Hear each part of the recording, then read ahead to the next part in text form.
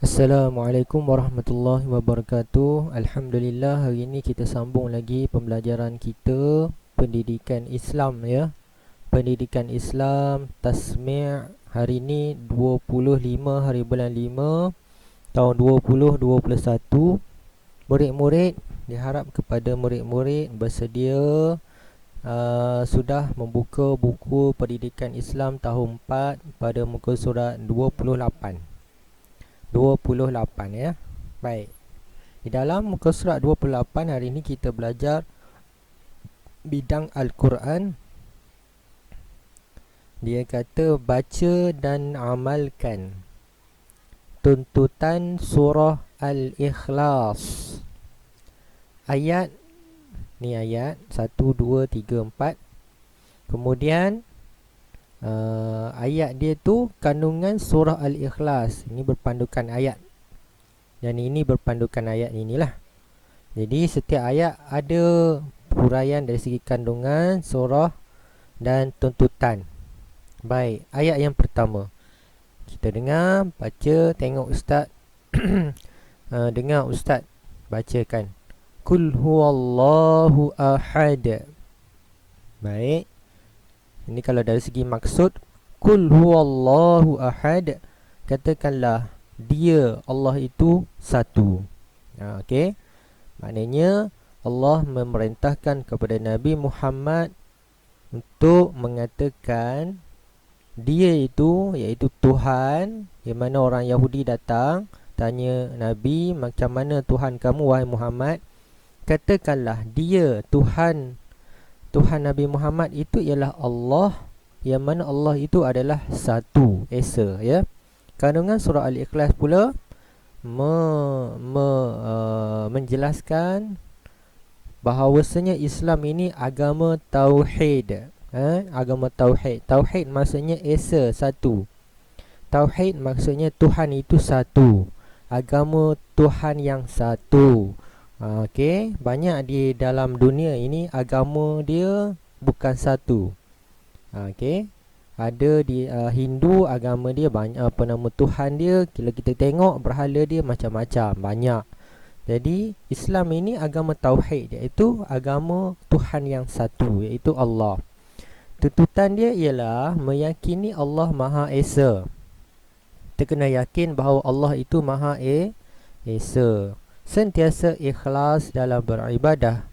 Kita sentiasa berikhlas. Jangan kita sembahyang itu sebab orang lain suruh, sebab ibu bapa kita suruh. Jangan ya. Jadi kita kena ikhlas. Kalau kita sembahyang subuh, bangun pagi-pagi, kita kena ikhlas. Maknanya tak perlu suruh pun kita buat. Kita ikhlas. Membanyakkan menyebut kalimah la ilaha illallah. Okey, kena banyakkan sebut la ilaha illallah. Kenapa?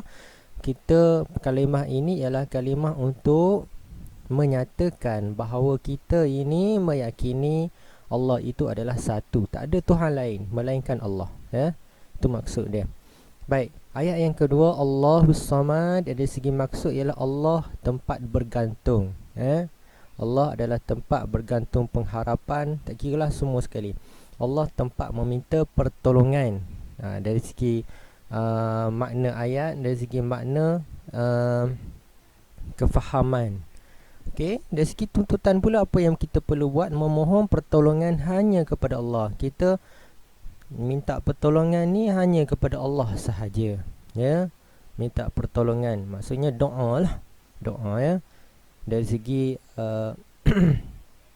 bentuk-bentuk yang berupa kepada doa ni. Okey, menghindari diri daripada perasaan putus asa. Kita tak boleh putus asa.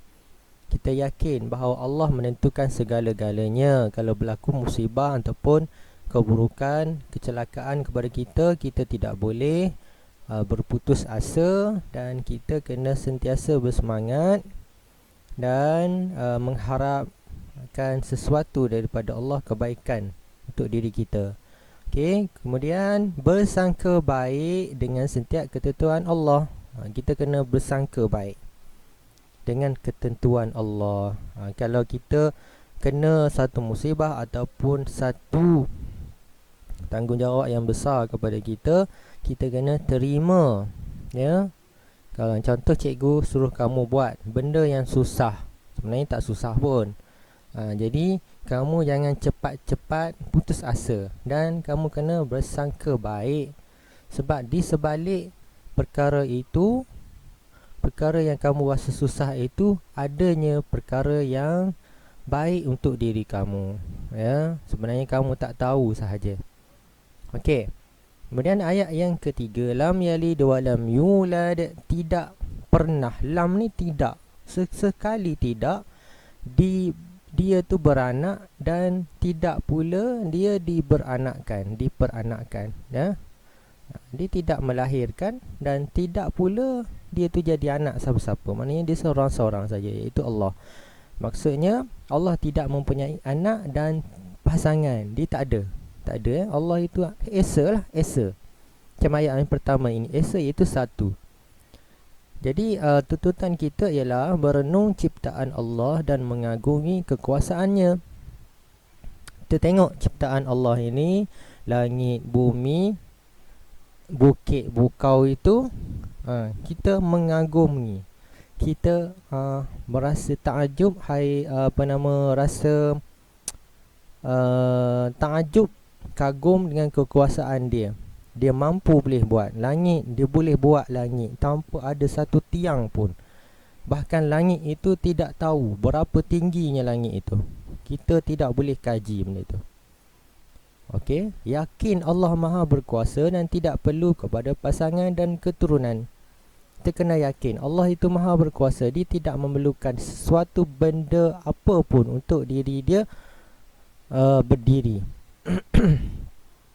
Dia tidak memerlukan kita, dia tak memerlukan kita pun. Dia suruh kita sembahyang. Tapi kalau kita tak sembahyang, tidak mengurangkan kekuasaan dia sikit pun, ya. Supaya yang dia suruh kita sembahyang ini untuk diri kita. Bila kita sembahyang, kita akan dapat manfaat di akhirat nanti. Mempelajari ilmu akidah bagi memantapkan iman. Kita kena belajar ilmu akidah. Akidah ini maksudnya pegangan. Akidah maksudnya pegangan hidup diri kita. Kita kena belajar untuk memantapkan iman, kepercayaan kita kepada Allah. Okey. Dan ayat yang terakhir ialah walam yalid walam yakul lahu kufuwan ahad, dan tidak ada satu sekutu pun bagi diri Allah itu. Sekutu maknanya benda yang sama, kekuasaan ni sama tak ada, ya. Allah tidak ada serupa, tidak serupa sama sekali dengan makhluk. Dia tak sama pun dengan makhluk, dengan benda-benda lain pun dia tak sama. Iaitu meyakini Allah memiliki sifat-sifat kesempurnaan daripada segala kekurangan. Kita kena yakin bahawa Allah itu memiliki sifat-sifat kesempurnaan. Maknanya Allah ada sifat sempurna. Tak ada yang tak sempurna bagi dia. Semuanya sempurna dan tanpa ada segala kekurangan. Kemudian bersyukur atas nikmat kurniaan Allah. Kita kena bersyukur. Kita bangun pagi-pagi, bernafas, kita kena bersyukur. Kita hidup, ada makanan, ada minum, pakaian, rumah cukup, kita kena bersyukur. Menginsafi kelemahan diri. Kita kena insaf dengan kelemahan diri kita ini. Kita kena insaf. Kalau tak insaf, itulah hidup menjadi macam bangga diri. Kemudian kita meninggalkan perintah Allah. Inilah pentingnya untuk kita insaf kelemahan diri kita. Kita ini sebenarnya ada banyak kekurangan. Bila kita insaf kekurangan kita, kita akan kembali kepada Allah. Okey. Sekadar itu dulu untuk minggu ini. Harap semua boleh faham dengan surah Al-Ikhlas ini. Okey. Assalamualaikum warahmatullahi wabarakatuh.